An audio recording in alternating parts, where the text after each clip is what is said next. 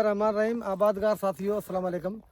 आबादगार दोस्तों, हिन वक़्तु जेका पोज़ीशन आहे त असां वटि कणकुनि ऐं वणनि जा हाल कोन्हनि, यानी रेट कोन्हनि, उन करे आबादगार मुख़्तलिफ़ साइडुनि ते वञनि पिया। हीअ असांजे ज़मींदार जी बनी में मौजूदु आहियूं।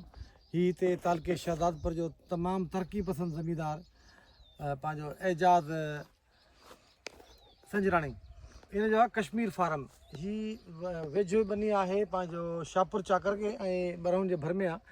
त हिननि हिते ही बाग़ पोखियो आहे, अंबनि जो बाग़ आहे। ॾिसो न, हीअ अंबनि जो बाग़ आहे। त जेको विच में जेको डिस्टेंस आहे उन्हनि में जेको आहे हिननि छा कयो आहे, जो ही हिरण जी पोखी कई अथनि।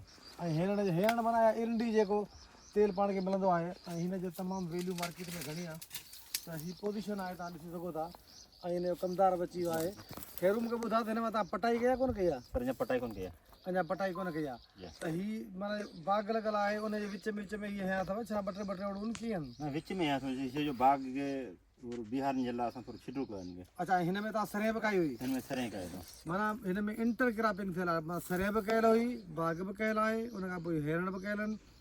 अच्छा, पोइ हीअ जेके सुकनि पिया हिरण जा ॿूर, इहे कॾहिं वठींदो? बसि हाणे काफ़ी सुकी वियो आहे। हाणे रुॻो 2-3 ॾींहंनि खां पोइ जेको हाणे अञा बिल्कुलु पचनि त पोइ हिनखे वढाई कंदा अथऊं। हिन में बीमारी का आई आहे? बीमारी का बि कान्हे, स्प्रे को बि कोन कयो? कोन स्प्रे कोन। यानी ही मुफ़्त आहे, अलाह वटि वारो कमु आहे। अच्छा, हिन जी ख़बर आहे त मण घणे वञे थो हिन ॿिज?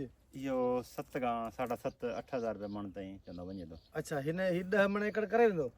ॾिसूं पहिरियों फ़सुलु आहे, अंदाज़ो मथे कंदो इंशाल्लाह। दोस्तों, ही नयूं शयूं आहिनि रईस एजाज़ संजराणी साहिब जूं। ऐं जेको आहे जंहिं दोस्त खे इंट्रस्टेड हुजनि हिन में हिरण में, त हिन खां ॿिज वठी सघनि था। ऐं तंहिंखां पोइ हिन खां सलाह मसलबु करे सघंदा त हीअ कीअं हणिजे, कहिड़े हिसाब सां हणिजे। बहरहाल हीअ तव्हां ॾिसी बि सघो था। कश्मीर फार्म बरहुनि जे भर में, तालको शहदादपुर, ज़िलो सागड़। वॾी महिरबानी दोस्तों।